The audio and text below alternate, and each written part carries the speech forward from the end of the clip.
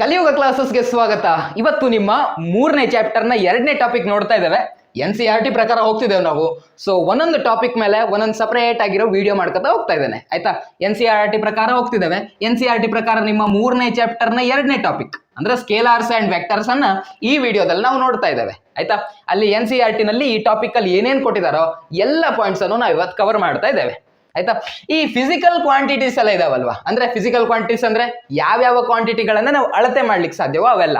ಉದಾಹರಣೆಗೆ ಮಾಸ್, ಅವ ನೋಡು 25 kg ಇದ್ದಾನೆ ಅಂತ ನಾವು ಹೇಳ್ತೀವಿ.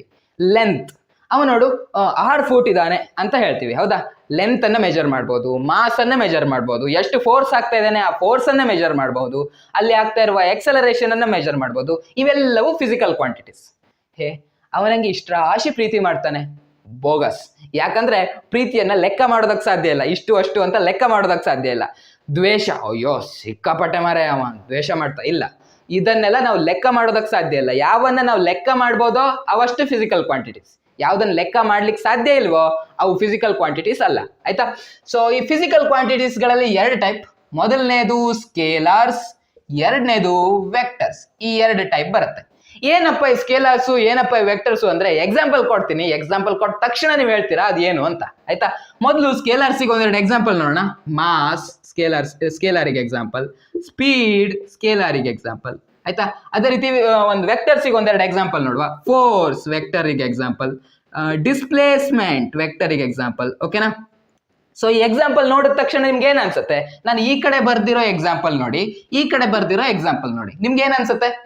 ಈ ಕಡೆಗೆ ನೋಡಿ ಫೋರ್ಸ್ ಅನ್ನೋದು ಬರ್ದಿದ್ದೀನಿ. ಫೋರ್ಸ್ ಅಂತಂದ್ರೆ ನಾ ಎಷ್ಟು ಫೋರ್ಸ್ ಆಗ್ತಾ ಇದ್ದೀನಿ ಅನ್ನೋದು ಕೂಡ ಮುಖ್ಯ, ಯಾವ ಡೈರೆಕ್ಷನ್ ನಲ್ಲಿ ಫೋರ್ಸ್ ಆಗ್ತಾ ಇದ್ದೀನಿ ಅನ್ನೋದು ಕೂಡ ಮುಖ್ಯ, ರೈಟ್. ಇಲ್ಲೊಂದು ಕಲ್ಲಿದೆ ಅಂತ ಇಟ್ಕೊಳ್ಳಿ, ಈ ಕಲ್ಲನ್ನ ನಾನು ದೂಡ್ತಾ ದೂಡ್ತಾ ದೂಡ್ತಾ ತಗೊಂಡೋಗಿ ಈ ಪಾಯಿಂಟ್ ಮೇಲೆ ನಿಲ್ಸ್ಬೇಕು. ಅವಾಗ ನಾನು ಏನ್ ಮಾಡ್ಬೇಕು? ಕಲ್ಲು ಮೇಲೆ ಸಪೋಸ್ 3 ನ್ಯೂಟನ್ ಫೋರ್ಸ್ ಹಾಕಿದ್ರೆ ನನ್ನ ಕಲ್ಲು ಈ ಡೈರೆಕ್ಷನ್ ಈ ಪಾಯಿಂಟ್ ಅಲ್ಲಿ ಬಂದು ನಿಂತ್ಕೊಳ್ಳುತ್ತೆ ಅಂತ ಇಟ್ಕೊಳ್ಳ. ಆ 3 ನ್ಯೂಟನ್ ಫೋರ್ಸ್ ಅನ್ನ ನಾನು ಸಪೋಸ್ ಮೇಲಿನ ಡೈರೆಕ್ಷನ್ ಅಲ್ಲಿ ಹಾಕಿದ್ರೆ, ಕಲ್ಲನ್ನ ಈ ರೀತಿ ಫೋರ್ಸ್ ಹಾಕಿದ್ರೆ, ಅಂದ್ರೆ ಈ ರೀತಿ ಕಲ್ಲನ್ನು ಎಸೆದ್ರೆ ಅದು ವಾಪಸ್ ಬಂದು ನನ್ನ ತಲೆ ಮೇಲೆ ಬೀಳ್ತದೆ, ಈ ಪಾಯಿಂಟಿಗೆ ಹೋಗುದಿಲ್ಲ. ಕಲ್ಲನ್ನ ನಾನು ಈ ಕಡೆ ಎಳ್ಕೊಂಡ್ರೆ, 3 ನ್ಯೂಟನ್ ಫೋರ್ಸ್ ಹಾಕಿ ಅದೇ ಕಲ್ಲನ್ನ ನಾನು ಈ ಕಡೆ ಎಳ್ಕೊಂಡ್ರೆ ಆ ಕಲ್ಲು ನನ್ನ ಮೇಲೆ ಬೀಳುತ್ತೆ, ಬಿಟ್ರೆ ಅದು ಈ ಪಾಯಿಂಟ್ ಹತ್ರ ಹೋಗುದಿಲ್ಲ, ಆ ಪಾಯಿಂಟ್ ಇಂದ ಮತ್ತು ದೂರ ಸರಿಯುತ್ತೆ, ಹೌದಾ. ಸೊ ನಾವು ಎಷ್ಟು ಫೋರ್ಸ್ ಹಾಕ್ತಿದ್ದೇವೆ ಅನ್ನೋದು ಕೂಡ ಮುಖ್ಯ, ಯಾವ ಡೈರೆಕ್ಷನ್ ನಲ್ಲಿ ಹಾಕ್ತಾ ಇದ್ದೇವೆ ಅನ್ನೋದು ಕೂಡ ಮುಖ್ಯ, ಮ್ಯಾಗ್ನಿಟ್ಯೂಡ್ ಕೂಡ ಮುಖ್ಯ, ಅಂದ್ರೆ ಎಷ್ಟಿದೆ ಅನ್ನೋದು ಕೂಡ ಮುಖ್ಯ, ಮತ್ತೆ ಡೈರೆಕ್ಷನ್ ಕೂಡ ಮುಖ್ಯ, ಯಾವ ಡೈರೆಕ್ಷನ್ ಅಲ್ಲಿ ಫೋರ್ಸ್ ಹಾಕಿದೀನಿ ಅನ್ನೋದು ಕೂಡ ಮುಖ್ಯ. ಸೊ ಈ ರೀತಿ ಮ್ಯಾಗ್ನಿಟ್ಯೂಡ್ ಮತ್ತೆ ಡೈರೆಕ್ಷನ್ ಎರಡೂ ಇದ್ರೆ, ಮ್ಯಾಗ್ನಿಟ್ಯೂಡ್ ಮತ್ತೆ ಡೈರೆಕ್ಷನ್ ಎರಡೂ ಇರುವಂತಹ ಫಿಸಿಕಲ್ ಕ್ವಾಂಟಿಟಿಗಳನ್ನ ನಾವು ವೆಕ್ಟರ್ಸ್ ಅಂತ ಕರಿತೇವೆ. ಈಗ ಸ್ಕೇಲಾರ್ಸ್ ಬಗ್ಗೆ ನೋಡುವ. ನೋಡಿ ಎಕ್ಸಾಂಪಲ್ ಬರ್ದಿಟ್ಟಿದ್ದೀನಿ, ಮಾಸು ಸ್ಪೀಡ್, ಹೌದಾ. ಈಗ ನನ್ನ ಮಾಸ್ 50 kg, ನನ್ನ ಮಾಸ್ 50 kg, ನನ್ನ 50 kg ಪೂರ್ವ ದಿಕ್ಕಿನಲ್ಲಿ, 50 kg ಪಶ್ಚಿಮ ದಿಕ್ಕಿನಲ್ಲಿ, ಈ ತರ ಎಲ್ಲ ಇರತ್ತಾ? ನಾನ್ ಸೆನ್ಸ್ ಅಲ್ಲ. ಮಾಸ್ ಅಂದ್ರೆ ಎಷ್ಟಿದೆ ಅನ್ನೋದಷ್ಟೇ ಮುಖ್ಯ, ಇಲ್ಲಿ ಯಾವ ಡೈರೆಕ್ಷನ್ ಎಲ್ಲ ಸಂಬಂಧ ಇಲ್ಲ. ಅಂದ್ರೆ ಬರೇ ಮ್ಯಾಗ್ನಿಟ್ಯೂಡ್ ಅಷ್ಟೇ ಮುಖ್ಯ. ಈ ರೀತಿ ಮ್ಯಾಗ್ನಿಟ್ಯೂಡ್ ಮಾತ್ರ ಇರೋ ಕ್ವಾಂಟಿಟಿಗಳನ್ನ ನಾವು ಸ್ಕೇಲಾರ್ಸ್ ಅಂತ ಕರಿತೇವೆ, ಸಿಂಪಲ್, ಆಯ್ತಾ. ಒಂದಿಷ್ಟು ಎಕ್ಸಾಂಪಲ್ಗಳನ್ನ ಎಕ್ಸ್ಟ್ರಾ ನೋಡುವ. ಸ್ಕೇಲಾರ್ಸ್ಗೆ ಟೈಮಿಗೆ ಯಾವ ಡೈರೆಕ್ಷನ್ ಆ ಥರ ಏನಾದ್ರು ಇದೆಯಾ? ಇಲ್ಲ, ಟೈಮ್ ಆಯ್ತು. ಮತ್ತೆ ಡಿಸ್ಟೆನ್ಸ್ ಟ್ರಾವೆಲ್ಡ್, ಈ ರೀತಿ ಎಲ್ಲ ಎಕ್ಸಾಂಪಲ್ಗಳನ್ನ ನಾವು ಸ್ಕೇಲಾರ್ಸಿಗೆ ಕೊಡ್ಬೋದು. ಅದೇ ರೀತಿ ಫೋರ್ಸ್, ಇದು ಎಂತಂದ್ರೆ ವೆಕ್ಟರ್ಸಿಗೆ ಇನ್ ಸ್ವಲ್ಪ ಎಕ್ಸಾಂಪಲ್ ಕೊಡೋದಾದ್ರೆ ಫೋರ್ಸ್ ಆಯ್ತು, ಡಿಸ್ಪ್ಲೇಸ್ಮೆಂಟ್ ಆಯ್ತು, ವೆಲಾಸಿಟಿ, ಎಕ್ಸಲರೇಷನ್, ಈ ರೀತಿ ಎಕ್ಸಾಂಪಲ್ಗಳನ್ನ ಕೊಡ್ಬೋದು. ಈಗ ನೀವು ಮುಂದೆಲ್ಲ ಸುಮಾರು ಚಾಪ್ಟರ್ ಕಲಿಯೋದುಂಟು, ವರ್ಕ್ ಎನರ್ಜಿ, ನ್ಯೂಟನ್ ಲಾ, ಅದು ಇದು ಎಲ್ಲ ಸುಮಾರು ಕಲಿಯೋದುಂಟು, ಆಯ್ತಾ. ಇದ್ರಲ್ಲೆಲ್ಲ ಮತ್ತು ಸುಮಾರು ಎಕ್ಸಾಂಪಲ್ಗಳು ನಿಮ್ಗೆ ಸ್ಕೇಲಾರ್ಸಿಗೆ ವೆಕ್ಟರ್ಸ್ಗಳಿಗೆ ಸಿಗ್ತಾ ಹೋಗುತ್ತೆ. ಈಗ ಜಾಸ್ತಿ ಎಕ್ಸಾಂಪಲ್ಗಳ ಬಗ್ಗೆ ತಲೆ ಕೆಡಿಸ್ಕೋಬೇಡಿ, ಸುಮ್ಮನೆ ಪಾಠ ಕೇಳಿ. ನಿಮ್ಮ ಎಕ್ಸಾಮ್ಗಳಲ್ಲಿ ಕೇಳುವ ಒಂದು ಇಂಪಾರ್ಟೆಂಟ್ ಪ್ರಶ್ನೆ, ಸ್ಕೇಲಾರ್ಸು ವೆಕ್ಟರ್ಸ್ ನಡುವೆ ಡಿಫ್ರೆನ್ಸ್ ಬರೀರಿ ಅಂತ ಕೇಳ್ತಾರೆ. 2 ಅಥವಾ 3 ಮಾರ್ಕಿಗೆ ಕೇಳ್ತಾರೆ. 2 ಮಾರ್ಕಿಗೆ ಕೇಳಿದ್ರೆ 2 ಪಾಯಿಂಟ್ ಬರೀರಿ, 3 ಮಾರ್ಕಿಗೆ ಕೇಳಿದ್ರೆ 3 ಪಾಯಿಂಟ್ ಬರೀರಿ, ಆಯ್ತಾ. ಬರ್ದಿಟ್ಕೊಂಡಿದ್ದೇನೆ ನಾನು. ಸ್ಕೇಲಾರ್ಸ್ ಇಂದ ಈ ಕಡೆ ಬರ್ದಿದ್ದೇನೆ, ವೆಕ್ಟರ್ಸ್ ಇಂದ ಈ ಕಡೆ ಬರ್ದಿದ್ದೇನೆ. ಮೊದಲನೇ ಪಾಯಿಂಟ್ ಏನ್ ಬರೀರಪ್ಪ ಅಂದ್ರೆ ಎರಡರದ್ದು ಡೆಫಿನೇಷನ್ ಬರೀರಿ. ನಿಮ್ಗೆ ಗೊತ್ತಲ್ಲ ಸ್ಕೇಲಾರ್ಸ್ ಅಂದ್ರೇನು, ವೆಕ್ಟರ್ಸ್ ಅಂದ್ರೇನು ಅಂತ, ಅದನ್ನೇ ಬರೀರಿ. ಸ್ಕೇಲಾರ್ಸ್ ಅಂತಂದ್ರೇನು? ಮ್ಯಾಗ್ನಿಟ್ಯೂಡ್ ಮಾತ್ರ ಇರಬೇಕು, physical quantities having magnitude only. Vectors ಅಂತಂದ್ರೇನು? ಮ್ಯಾಗ್ನಿಟ್ಯೂಡ್ ಇರಬೇಕು, ಅದರೊಟ್ಟಿಗೆ ಡೈರೆಕ್ಷನ್ ಕೂಡ ಇರಬೇಕು. ಅಂದ್ರೆ physical quantities having both magnitude and direction, ಆಯ್ತಾ. ಸಿಂಪಲ್ ಇದೆ. 2ನೇ ಪಾಯಿಂಟ್ ಏನ್ ಬರೀರಪ್ಪ ಅಂತಂದ್ರೆ ಅವುಗಳನ್ನ ಆಡ್ ಮಾಡ್ಬೇಕಾದ್ರೆ, ಸಬ್ಟ್ರಾಕ್ಟ್ ಮಾಡ್ಬೇಕಾದ್ರೆ ಅದು ಯಾವ ರೀತಿ ಬಿಹೇವ್ ಮಾಡುತ್ತೆ ಅಂತ ಬರೀರಿ, ಆಯ್ತಾ. ಅಂದ್ರೆ ಆಪರೇಷನ್ಸ್ ಬಗ್ಗೆ ಬರೀರಿ. ಆಪರೇಷನ್ಸ್ ಅಂತಂದ್ರೇನು? ಕೂಡೋದು, ಕಳೆಯೋದು, ಸಂಕಲನ, ವ್ಯವಕಲನ, ಗುಣಾಕಾರ, ಭಾಗಾಕಾರ, ಇವಕ್ಕೆಲ್ಲ ಆಪರೇಷನ್ಸ್ ಅಂತ ಕರಿತೇವೆ. Operations follow rules of ordinary algebra. Ordinary ಆಲ್ಜಿಬ್ರಾದಲ್ಲಿ ಅಂದ್ರೆ ನೀವು ನಾರ್ಮಲ್ ಆಗಿ ಏನು ಬೀಜಗಣಿತ ಮಾಡ್ಬೇಕಾದ್ರೆ ಏನ್ ರೂಲ್ಸ್ ಇತ್ತೋ ಅದೇ ರೂಲ್ಗಳು ನಮ್ಮ ಸ್ಕೇಲರ್ಗಳನ್ನ ಆಡ್ ಮಾಡ್ಬೇಕಾದ್ರೆ ಅಥವಾ ಮಲ್ಟಿಪ್ಲೈ ಮಾಡ್ಬೇಕಾದ್ರೆ ಅದ್ರ ಜೊತೆ ಆಪರೇಷನ್ ಯಾವ್ದಾದ್ರು ಆಪರೇಷನ್ ಮಾಡ್ಬೇಕಾದ್ರೆ ಅದು ಅಪ್ಲೈ ಆಗುತ್ತೆ. ಅಂದ್ರೆ ನಿಮ್ಗೊಂದು 5 kg ಅಕ್ಕಿ ಕೊಟ್ಟೆ, ಇನ್ನೊಂದ್ ಕೈಲಿ 3 kg ಅಕ್ಕಿ ಕೊಟ್ಟೆ, ಒಟ್ಟ ಎಷ್ಟು ಅಕ್ಕಿ ಇದೆ ನಿಮ್ಮ ಹತ್ರ ಅಂತ ಕೇಳಿದ್ರೆ ಏನ್ ಹೇಳ್ತೀರಾ? 5 + 3 = 8 kg ಇದೆ ಅಂತ ಹೇಳ್ತೀರಾ. ಸಿಂಪಲ್ ಆಗಿ, ಹೌದಾ? 5 kg + 3 kg = 8 kg ಅಕ್ಕಿ ಅಂತ ಹೇಳ್ಬಿಡ್ತೀರಾ, ಹೌದಾ? ನಾರ್ಮಲ್ ಆಗಿ ಆಲ್ಜಿಬ್ರಾದಲ್ಲಿ ಯಾವ ರೀತಿ ಆಡ್ ಮಾಡ್ತಿದ್ರು ಅದೇ ರೀತಿ ಆಡ್ ಮಾಡಿಬಿಟ್ರೆ ನಮ್ಗೆ ಆನ್ಸರ್ ಸಿಕ್ಕೋಗುತ್ತೆ. ಆದರೆ ವೆಕ್ಟರ್ಗಳ ಕೇಸ್ನಲ್ಲಿ ಹಾಗಲ್ಲ. ವೆಕ್ಟರ್ಸ್ ಆಲ್ಜಿಬ್ರಾ ಅನ್ನುವಂತಹ ವಿಶೇಷವಾದ ಗಣಿತವನ್ನ ನೀವು ಕಲ್ತ್ಕೋಬೇಕು. ವೆಕ್ಟರ್ಸ್ ಜೊತೆ ಆಪರೇಷನ್ ಮಾಡಬೇಕು ಅಂದ್ರೆ ವೆಕ್ಟರ್ ಆಲ್ಜಿಬ್ರಾ ಅನ್ನುವಂಥ ವಿಶೇಷವಾದ ಗಣಿತವನ್ನ ಕಲ್ತ್ಕೋಬೇಕು. ನೀವೀಗ ಮುಂದೆ ಕಲಿತಾ ಹೋಗ್ತೀರಾ ಅದನ್ನ. ಇದೇ ಚಾಪ್ಟರ್ ಅಲ್ಲಿ ಇದೆ, ಮುಂದಿನ ಭಾಗಗಳಲ್ಲಿ ಇದೆ. ವೆಕ್ಟರ್ ಎಡಿಷನ್ ಇದೆ, ಅದಾದ್ಮೇಲೆ ಮಲ್ಟಿಪ್ಲಿಕೇಶನ್ ಆಫ್ ವೆಕ್ಟರ್, ಈ ರೀತಿ ಸುಮಾರೆಲ್ಲ ಕಲಿತೀರಾ ನೀವು. ಎಲ್ಲವನ್ನ ವೆಕ್ಟರ್ ಆಲ್ಜಿಬ್ರಾದಲ್ಲಿ ಕಲಿತೀರಾ, ಆಯ್ತಾ? ಸೊ ಏನು ಇದ್ರದ್ದೊಂದು ಬ್ರೀಫ್ ಐಡಿಯಾ ಕೊಟ್ಬಿಡ್ತೇನೆ. ನನ್ನ ಹತ್ರ ಒಂದು ದೊಡ್ಡ ಬಂಡೆ ಇದೆ ಅಂತ ಇಟ್ಕೊಳ್ಳಿ. ನಾನು ಮತ್ತೆ ನನ್ನ ಫ್ರೆಂಡ್ ಇದ್ದೇವೆ. ನಾನು ಸ್ವಲ್ಪ ಸ್ಟ್ರಾಂಗ್, ನನ್ನ ಫ್ರೆಂಡ್ ಸ್ವಲ್ಪ ವೀಕ್, ಆಯ್ತಾ? ಸೊ ನಾನು ಈ ಬಂಡೆ ಮೇಲೆ 5 ನ್ಯೂಟನ್ ಫೋರ್ಸ್ ಹಾಕ್ತಾನೆ ಅಂತ ಇಟ್ಕೊಳ್ಳಿ. ನಾನು ಎಷ್ಟು ಹಾಕಿದೆ? 5 ನ್ಯೂಟನ್ ಹಾಕಿದೆ. ನನ್ನ ಫ್ರೆಂಡ್ ಸ್ವಲ್ಪ ವೀಕ್ ತಾನೆ, ಅವ ಒಂದು 3 ನ್ಯೂಟನ್ ಫೋರ್ಸ್ ಹಾಕ್ದ ಅಂತ ಇಟ್ಕೊಳ್ಳಿ. ನಾವೆರಡು ಬಂಡೆನ ಒಂದೇ ಡೈರೆಕ್ಷನ್ ಅಲ್ಲಿ ದೂಡ್ತಾ ಇದ್ದೇವೆ. ಈಗೇನಾಯ್ತು? ಬಂಡೆ ಮೇಲೆ ಆಕ್ಟ್ ಆಗ್ತಿರೋ ನೆಟ್ ಫೋರ್ಸ್ ಎಷ್ಟು ಕೇಳಿದ್ರೆ ನೀವೇನ್ ಹೇಳ್ತೀರಾ? 5 ನ್ಯೂಟನ್ + 3 ನ್ಯೂಟನ್ = 8 ನ್ಯೂಟನ್ ಅಂತ ಹೇಳ್ಬಿಡ್ತೀರಾ. ಅರೆ ಅಣ್ಣ, ಇಲ್ಲೂ ಅದೇ ಕೆಲಸ, ಡಿಫ್ರೆನ್ಸ್ ಏನಾಯ್ತಣ್ಣ ಅಂತ ನೀವು ಕೇಳ್ಬೋದು. ಬಟ್ ವೆಕ್ಟರ್ ನಲ್ಲಿ ಬರೀ ಈ ರೀತಿ ಕೇಸ್ ಮಾತ್ರ ಬರೋದಿಲ್ಲ, ವಿಶೇಷ ಸ್ಪೆಷಲ್ ಕೇಸ್ ಎಲ್ಲ ಬರುತ್ತೆ. ಸಪೋಸ್ ನನ್ನ ಫ್ರೆಂಡ್ಗೆ ಮನ್ಸ್ ಚೇಂಜ್ ಆಯ್ತು ಅಂತ ಇಟ್ಕೊಳ್ಳಿ. ನನ್ನ ಫ್ರೆಂಡ್ ಏನ್ ಮಾಡ್ತಾನ ಅವಾಗ? ನಾನು ಯಾವ ಡೈರೆಕ್ಷನ್ ಅಲ್ಲಿ ಕಲ್ಲನ್ನ ದೂಡ್ತಾ ಇದ್ನೋ ಆ ಡೈರೆಕ್ಷನ್ ದೂಡುದಿಲ್ಲ, ಅವ ಅಪೋಸಿಟ್ ಡೈರೆಕ್ಷನ್ ಅಲ್ಲಿ ಬಂದು ದೂಡ್ಲಿಕ್ಕೆ ಶುರು ಮಾಡ್ದ ಅಂತ ಇಟ್ಕೊಳ್ಳಿ. 3 ನ್ಯೂಟನ್ ಅಪೋಸಿಟ್ ಡೈರೆಕ್ಷನ್ ಅಲ್ಲಿ ಹಾಕ್ಲಿಕ್ಕೆ ಶುರು ಮಾಡ್ದ. ಇವಾಗ ಕತೆ ಏನಾಗುತ್ತೆ ಕೇಳಿ. ಈ ಕಲ್ಲು ಮೇಲೆ ಆಕ್ಟ್ ಆಗ್ತಿರೋ ನೆಟ್ ಫೋರ್ಸ್ ಎಷ್ಟು ಅಂತ ಕೇಳಿದ್ರೆ ಈಗೇನ್ ಮಾಡ್ತೀರಾ? ಈಗೇನ್ ಮಾಡ್ಬೇಕಪ್ಪ ಅಂತಂದ್ರೆ, ನಾ ಈ ಡೈರೆಕ್ಷನ್ ಅಲ್ಲಿ ಫೋರ್ಸ್ ಆಗ್ತಿದ್ದಾನೆ, ಫ್ರೆಂಡ್ ಈ ಡೈರೆಕ್ಷನ್ ಅಲ್ಲಿ ಫೋರ್ಸ್ ಆಗ್ತಿದ್ದಾನೆ. ಕಲ್ ಮೇಲೆ ಆಕ್ಟ್ ಆಗ್ತಾ ಇರುವಂತ ಒಟ್ಟು ಫೋರ್ಸ್, ನೆಟ್ ಫೋರ್ಸ್ 2 ನ್ಯೂಟನ್ ಆಯ್ತು.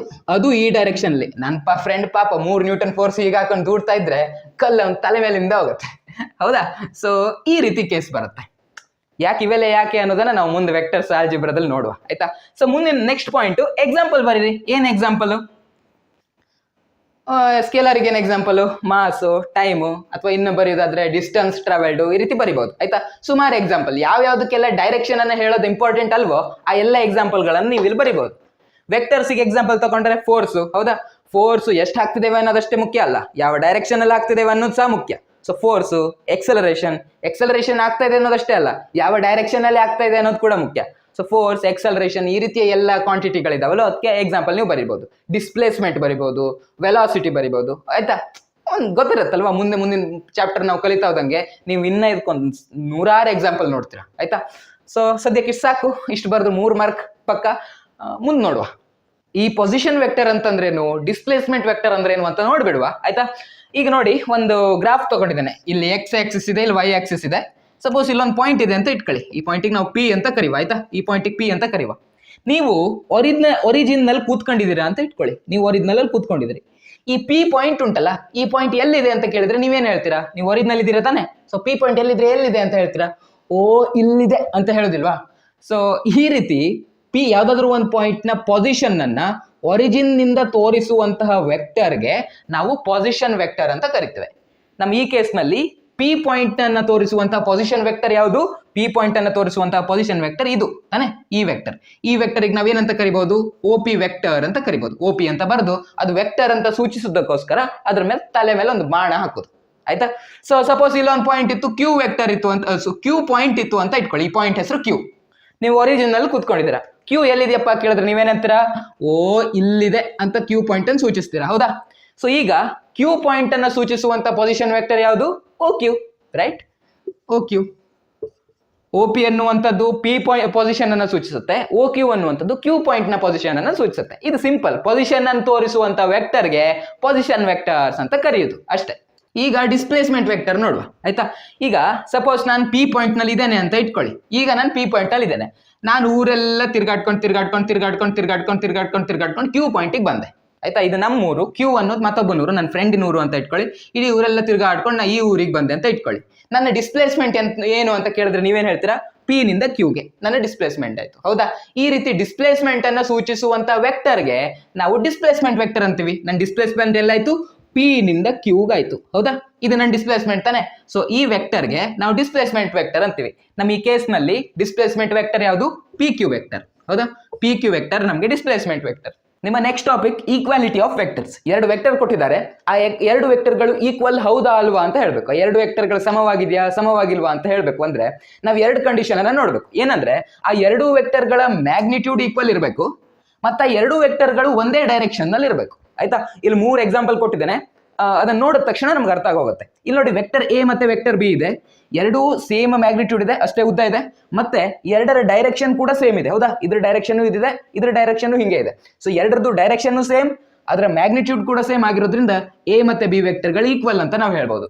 ಸಿ ಮತ್ತೆ ಡಿ ವೆಕ್ಟರ್ಗಳು ನೋಡಿ, ಎರಡರದ್ದು ಮ್ಯಾಗ್ನಿಟ್ಯೂಡ್ ಸೇಮ್ ಇದೆ, ಅಷ್ಟೇ ಉದ್ದ ಇದೆ, ಆದ್ರೆ ಸಿ ಒಂದು ಡೈರೆಕ್ಷನ್ ಇದೆ, ಡಿ ಇನ್ನೊಂದು ಡೈರೆಕ್ಷನ್ ಇದೆ. ಸೊ ಈ ಎರಡು ವೆಕ್ಟರ್ಗಳು ಈಕ್ವಲ್ ಅಲ್ಲ. ಇ ಮತ್ತೆ ಎಫ್ ವೆಕ್ಟರ್ ನೋಡಿ, ಇ ಮತ್ತೆ ಎಫ್ ವೆಕ್ಟರ್ಗಳು ಒಂದೇ ಡೈರೆಕ್ಷನ್ ಅಲ್ಲೇ ಇದೆ, ಆದ್ರೆ ಎರಡರದ್ದು ಸೈಜ್ ಬೇರೆ ಬೇರೆ, ಅಂದ್ರೆ ಎರಡರದ್ದು ಮ್ಯಾಗ್ನಿಟ್ಯೂಡ್ ಬೇರೆ ಬೇರೆ ಇದೆ. ಸೊ ಇಲ್ಲಿ ಮ್ಯಾಗ್ನಿಟ್ಯೂಡ್ ಬೇರೆ ಬೇರೆ ಇರೋದ್ರಿಂದ ಇ ಮತ್ತೆ ಎಫ್ ವೆಕ್ಟರ್ಗಳು ಈಕ್ವಲ್ ಅಲ್ಲ. ಗೊತ್ತಾಯ್ತಾ? ಸೈಜು ಸೇಮ್ ಇರಬೇಕು, ಅಂದ್ರೆ ಅದರ ವೆಕ್ಟರ್ನ ಮ್ಯಾಗ್ನಿಟ್ಯೂಡ್ ಈಕ್ವಲ್ ಇರಬೇಕು, ಮತ್ತೆ ಆ ವೆಕ್ಟರ್ನ ಡೈರೆಕ್ಷನ್ ಸೇಮ್ ಇರಬೇಕು, ಆವಾಗ ಎರಡು ವೆಕ್ಟರ್ಗಳು ಈಕ್ವಲ್ ಅಂತ ನಾವು ಹೇಳ್ಬೋದು. ಇದಾಗಿತ್ತು ಇವತ್ತಿನ ವಿಡಿಯೋ. ಮುಂದಿನ ವಿಡಿಯೋದಲ್ಲಿ ಮತ್ತೆ ಭೇಟಿಯಾಗೋಣ. ವಿಡಿಯೋ ಇಷ್ಟ ಆಗಿದ್ರೆ ಲೈಕ್ ಮಾಡಿ, ಇಷ್ಟ ಆಗದೇ ಇದ್ರೆ ಡಿಸ್ಲೈಕ್ ಮಾಡಿ. ಹಾಗೆ ಮುಂದಿನ ವಿಡಿಯೋಗಳ ನೋಟಿಫಿಕೇಶನ್ಗಾಗಿ ಚಾನಲ್ನ ಸಬ್ಸ್ಕ್ರೈಬ್ ಮಾಡಿ, ಬೆಲ್ ಬಟನ್ ಅನ್ನು ಪ್ರೆಸ್ ಮಾಡಿ. ಮತ್ತೆ ಭೇಟಿ ಆಗ್ತಿರೋಣ. ನಮಸ್ಕಾರ.